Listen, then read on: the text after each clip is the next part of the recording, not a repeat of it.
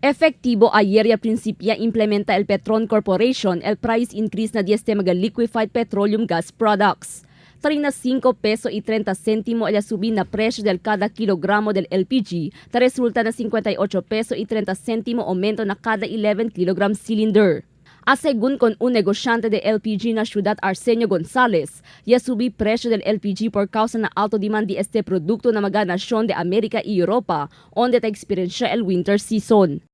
One thing is, I think you know that this time it's winter time, no?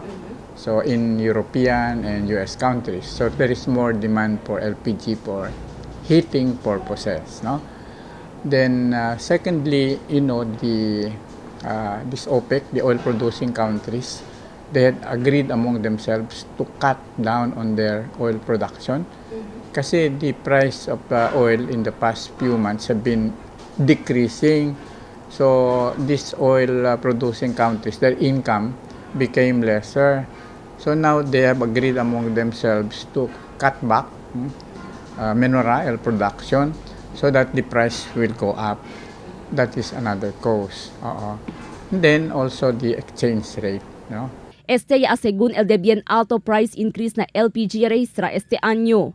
Pero a mediante el alto presyo ta esta según stable el demand de este na syudad.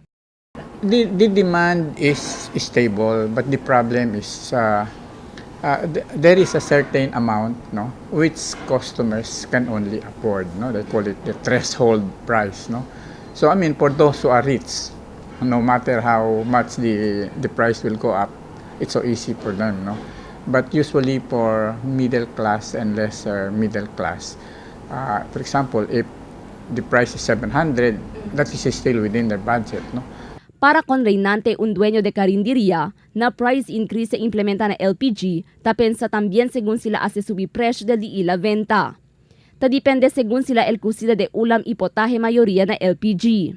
El impone man según sila adjustment na presyo del ulam pero el asegura sila que el está affordable.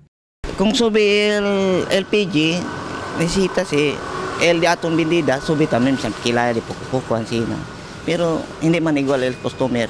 El customer taribata min danan sina naman adjust lang kita. Kaya sabi man kita sitwasyon nara nga crisis tamin kita, hindi man kita bla isi chini kita sa dayon. Según con mga negosyante de LPG, unstable según el presyo del LPG y semejantes na produkto de gasolina y mga petrolyo, posible según este cambia maskin cosa día. Crystal Almonía, Dateline, Zamboanga.